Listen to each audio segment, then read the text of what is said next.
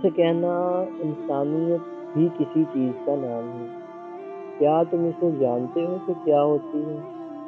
آج میں نے کچھ ایسا دیکھا جسے دیکھ کر مجھے رونا آ رہا ہے۔ مجھے حیرت ہوتی ہے کہ کیوں، آخر کیوں، یار کیوں تم اتنے بےحس ہو گئے ہو کہ ہمیں کسی کا احساس ہی نہیں ہوتا۔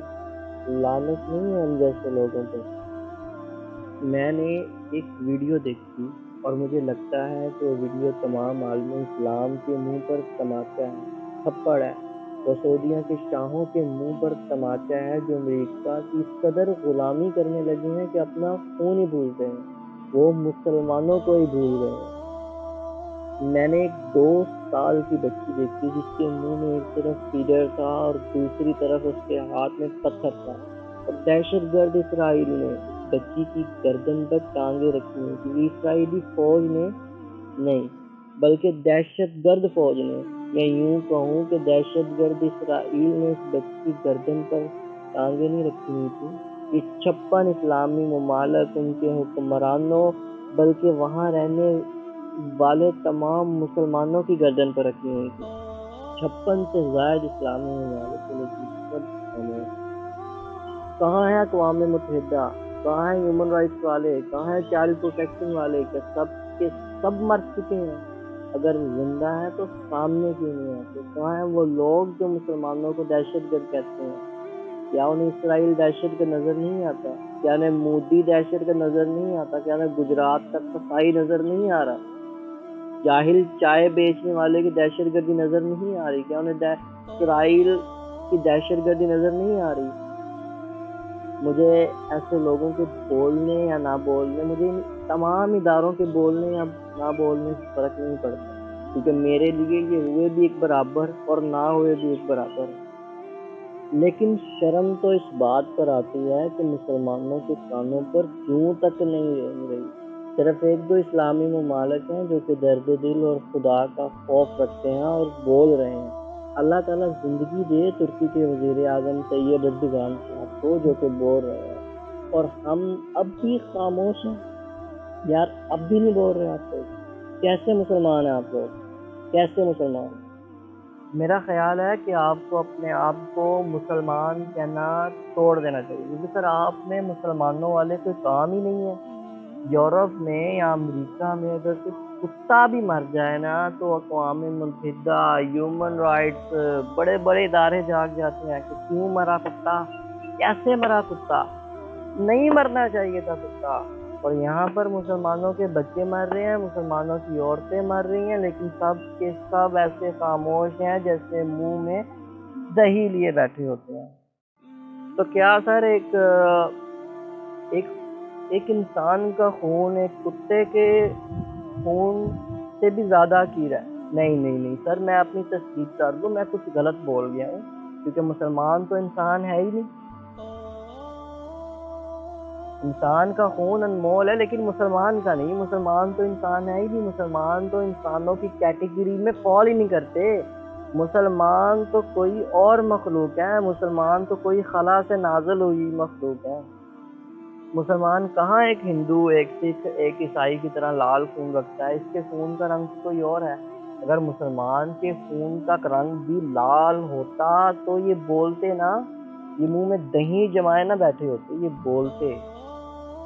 اقوام متحدہ کا کوئی اجلاس ہو چکا ہوتا، ہیومن رائٹس آرگنائزیشن والے بول رہے ہوتے، اقوام متحدہ کے اوپر دباؤ ڈالا جا چکا ہوتا کہ وہ اسرائیل میں ہونے والی بربریت کو روکے، لیکن مسلمان تو انسان ہے ہی نہیں، اس کا خون تو حقیر ہے، اس کو تو مارو، اس کو تو مارنا چاہیے۔ آج مجھے ایک بات کی سمجھ آئی، یہ ہے کہ انسانیت بھی مذہب دیکھ کر کی جاتی ہے، اور آج کے بعد سے میری کوشش ہوگی کہ آپ میری انسانیت کو بھی مذہب کی بنیاد پر ہی دیکھیں گے۔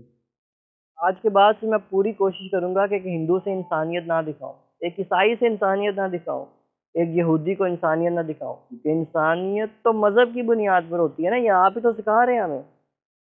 اگر آپ نے انسانیت دکھانی ہے تو عیسائی عیسائی کو دکھائے، ہندو ہندو کو دکھائے، یہودی یہودی کو دکھائے، جیوس جیوس کو دکھائے نا۔ چلو غیر مسلم تو ہمیں انسان نہیں سمجھتے، یہ ان کہ اپنا متیرہ اور وہ اپنا اعمال کا خود ذمہ دار ہیں، لیکن شرم کی بات تو یہ ہے، شرم سے ڈوب مرنے کا مقام تو یہ ہے کہ مسلم بھی ہمیں انسان نہیں سمجھتے، مسلمان بھی دوسرے مسلمان کو انسان نہیں سمجھتا یار۔ کوئی مسلمان بولا، کوئی مسلمان ملک سامنے آیا، کھل کے سامنے آیا؟ نہیں آیا نا، کیونکہ یہ دوسرے مسلمان کو انسان ہی نہیں سمجھتے۔ آپ کہیں گے کہ جذباتی ہو رہا ہے، بلکہ ہونا بھی چاہیے، کیونکہ مسلمان ایک جسم کی مانند ہے، اگر جسم کے ایک حصے میں درد ہوتی ہے تو وہ سارے جسم میں محسوس ہوتی ہے۔ سعودیہ کے شہزادوں کو تو باقاعدہ موت پڑی ہوئی ہے، اس وجہ سے تو وہ بول نہیں رہے، گونگے ہوئے، ویسے وہ بولے گے بھی کیوں؟ اسرائیل سے پیسے جو آ رہے ہیں، فرانس سے پیسے جو کھا رہے ہیں، ارے یار یہ تو وہ سعودی حکومت ہے جو کہ مسلمانوں کے قاتل گجرات کے قصائی کو اپنے پاس بلا کر تمغے دیتی ہے۔ یہ بولے گی فلسطین کے لیے، اس سے امید لگائے ہوئے ہیں آپ، یہ بولے گی فلسطین کے لیے، یہ نہیں بولے گی، آپ کو خود بولنا ہوگا۔ سر یہ تو مسلمانوں کا حال تھا، آپ نے ابھی مسلمانوں کا حال دیکھا ہے۔ مسلمانوں شرم کرو، شرم کرو، اگر ہے تو مسلمانوں، اگر ہے تو شرم کرو، کیونکہ آوازیں اب یورپ کی جانب سے اٹھائی جا رہی ہیں، آپ تو گنگے بہرے ہوئے میں ہیں۔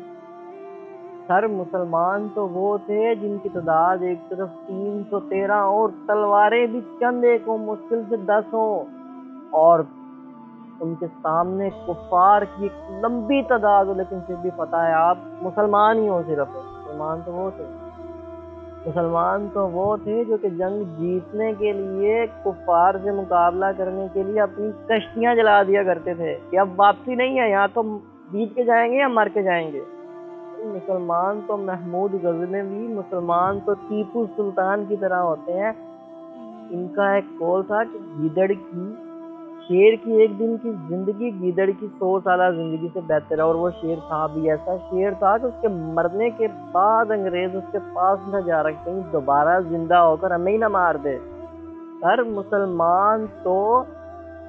مسلمان تو محمد بن قاسم کی طرح ہوتے ہیں۔ حجاج بن یوسف ظالم ترین بادشاہ، جب اس کو سندھ سے ایک خاتون نے قید خانے سے خط لکھا کہ یہاں پر مسلمانوں کے ساتھ ظلم ہو رہا ہے، تو اپنے تخت سے کھڑا ہو گیا تھا اور کہنے لگا تھا لبیک۔ پھر دنیا کی تاریخ نے دیکھا تھا، عورتوں نے اپنے گھروں سے مردوں کو نکال دیا تھا، اپنے زیور بھی دیے تھے۔ پھر محمد بن قاسم نے سندھ کی چڑھائی کی، نہ صرف چڑھائی کی سر بلکہ فتح یاب بھی ہوا۔ مسلمان تو ایسے ہوتے ہیں، مسلمان دوسرے مسلمان کے درد اور تکلیف پر تڑپ جایا کرتے تھے۔ ایک مسلم مملکت کسی مسلمان کے درد اور تکلیف پر تڑپ جایا کرتی تھی، اکٹھی ہو جایا کرتی تھی، مگر آج ہم اسلام سے کوسوں دور ہیں، ہم تو شاید مطلب بھی نہ جانتے ہوں اسلام کا، مگر آج مسلمانوں کی عورتوں، مسلمانوں کے بچوں کا خون بہتے ہوئے دیکھ کر بھی ہمیں فرق نہیں پڑ رہا۔ آخر کیوں ہم اتنے بےحس ہو چکے ہیں؟ انڈین فوج مسلمانوں کی عورتوں کی عزت نہیں ہے، میں کچھ غلط بول رہا ہوں، وہ تو مسلمانوں کی عورتیں ہیں ہی نہیں، وہ تو کشمیر ہیں، کشمیر کی عورتیں ہیں نا، وہ تو فلسطین کی عورتیں ہیں۔ اگر مسلمانوں کی عورتیں ہوتی، ان کی عزت اٹھتے ہوئے مسلمانوں کو پتہ چلتا، ان کی تذلیل ہوتے ہوئے پتہ چلتا، وہ مسلمانوں کی عورتوں کی طرح ہی مقدم ہوتی، وہ آپ کے گھر کی عورتوں کی طرح ہی عزت و احترام کے قابل ہوتی، تو آپ ان کی تذلیل کرنے والے، ان کے خلاف بولنے والوں کا منہ نہ توڑ دیتے۔ ہم تو منہ میں دہی جمائے بیٹھے، ہمیں تو فرق ہی نہیں پڑتا۔ تو خدا را ایک مخلصانہ مشورہ ہے، جاگ ٹائم میں کتنی گالیاں دوں یار آپ کو؟ اگر آپ مسلمان ہوتے تو مسلمانوں کی عورتوں کی تذلیل کرنے والے، ان کی عزتوں کے ساتھ کھیلنے والے گجرات کے قصائی کو اپنے پاس بلا کر تمغے نہ دے رہے ہوتے۔ یا اسلام کو فالو کرنا شروع کر دیں یا اپنے آپ کو مسلمان کہنا چھوڑ دیں، بس 2 آپشن ہے، تیسرا آپشن نہیں آپ کو۔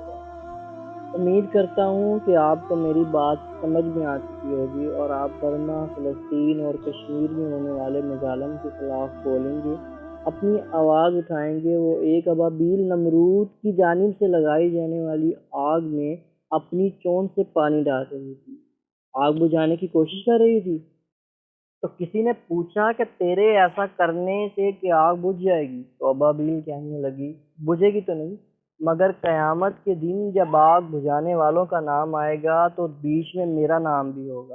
اور اسی طرح اگر آپ ظلم کے خلاف آواز اٹھائیں گے، بولیں گے، تو قیامت کے دن ظلم روکنے والوں میں آپ کا نام بھی ہوگا۔ نہیں بولیں گے تو آپ کا شمار بھی ظالموں میں کیا جائے گا، کیونکہ کربلا کے بعد انسانیت کے دو ہی معیار ہیں، یا تو بندہ حسینی ہوتا ہے یا یزیدی۔ یہ آپ پر ہے کہ آپ کون ہیں۔ آپ کا انتخاب اس امید کے ساتھ آپ پہ چھوڑے جا رہا ہوں کہ آپ درست انتخاب کریں گے اور آواز اٹھائیں گے۔ شکریہ، اللہ آپ کا حامی ناصر ہو۔ مجھے دیجیے اجازت۔